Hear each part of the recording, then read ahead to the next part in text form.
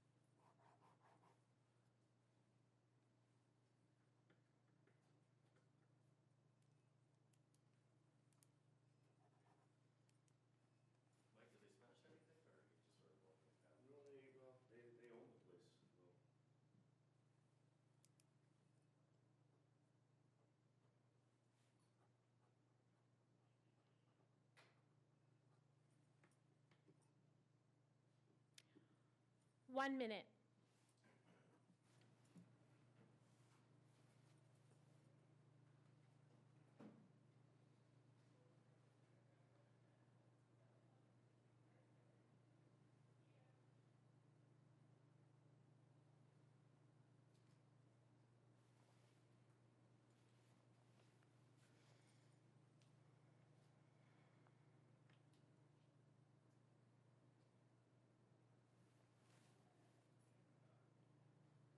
Thirty seconds.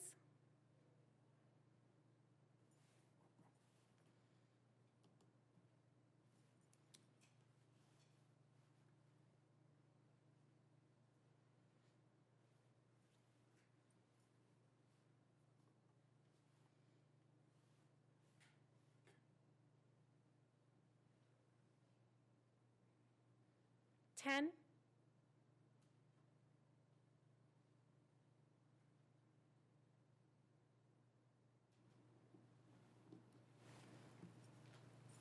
Good morning. Today at Toronto Police Headquarters, Staff Inspector Mike Earl of the Hold Up Unit will be seeking the public's assistance with an investigation into a jewelry store robbery.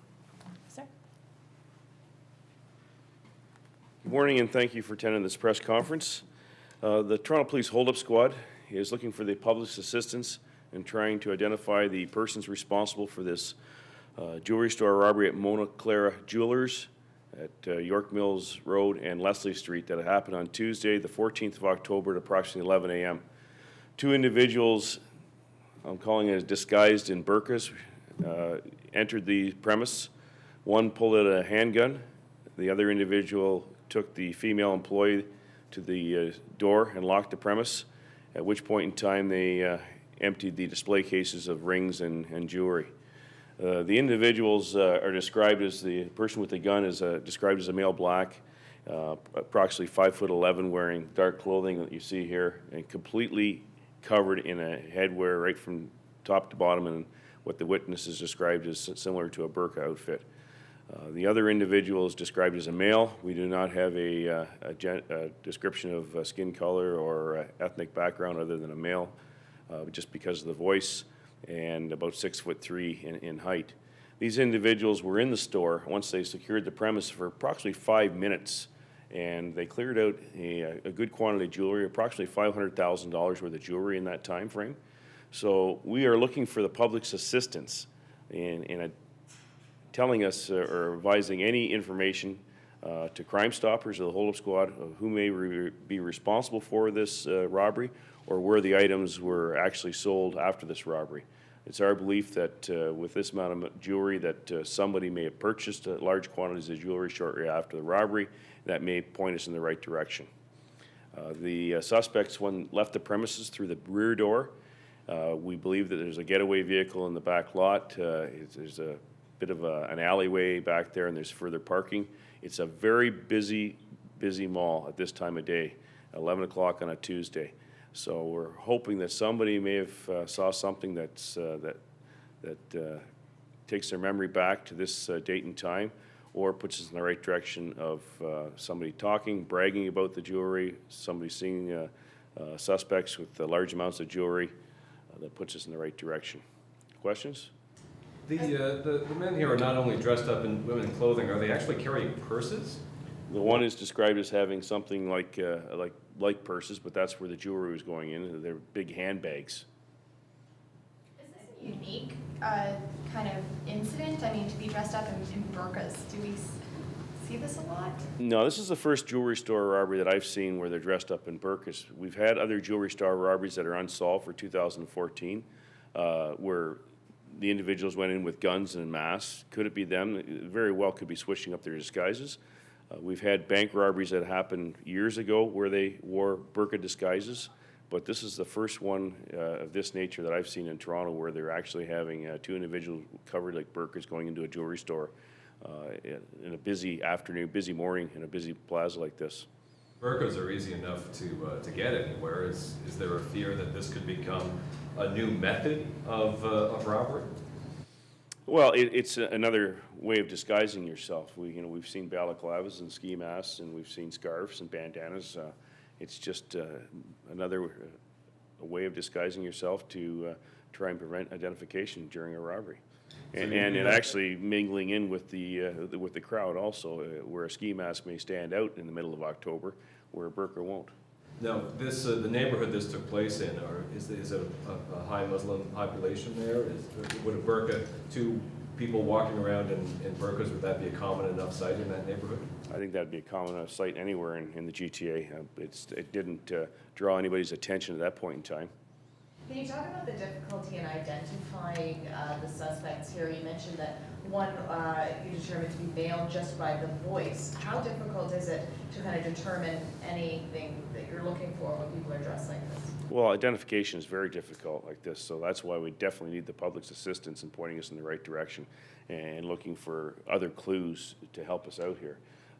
And the biggest clue is going to be the amount of jewelry that they took that day, whether they're bragging it to family members or friends, or somebody saw something that jogs their memory to take us back at that time.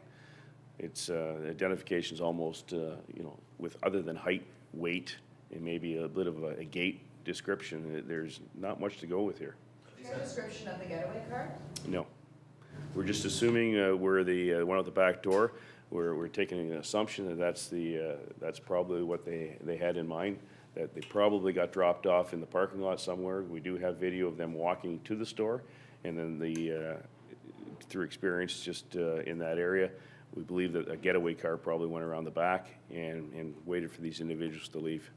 The one culprit here who's clearing out right there, the one who's clearing out the cabinet with the sparkly sleeves, could you describe to our audience describe those sleeves, and will they be distinctive enough to help you in your investigation? Well, they could be. I mean, they're described as shiny items on a dark sleeve.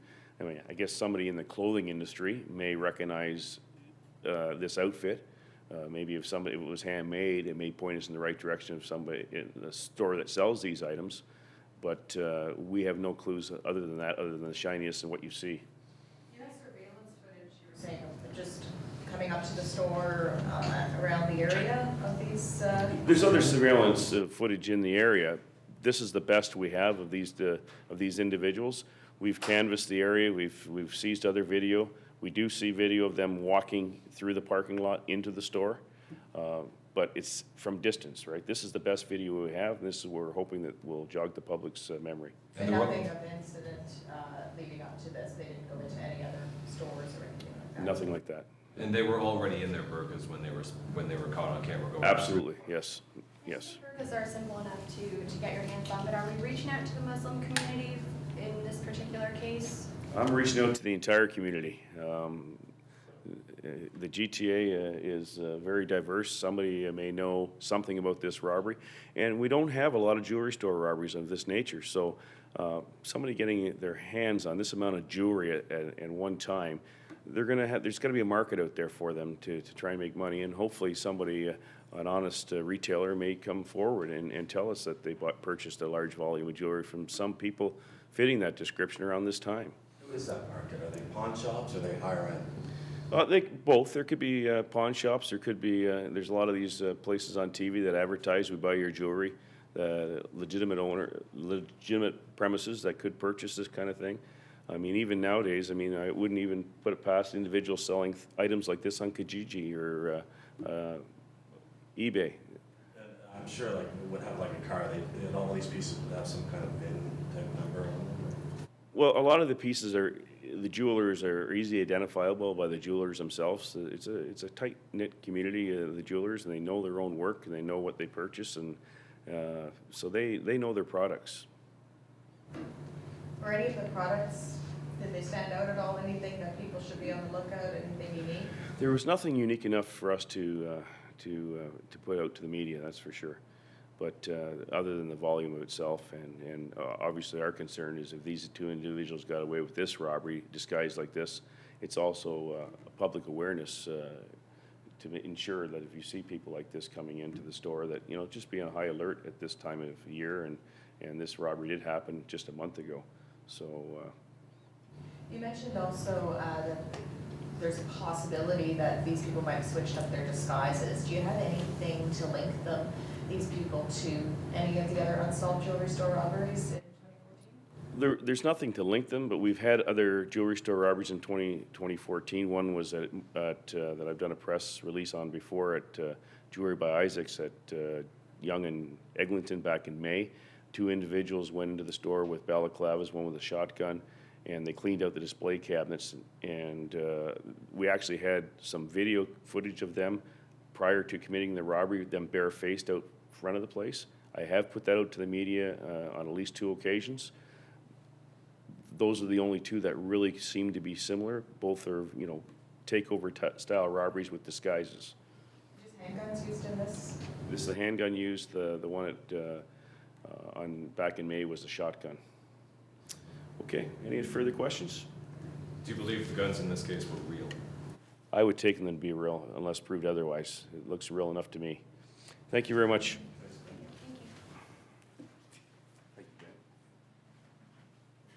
That concludes today's conference.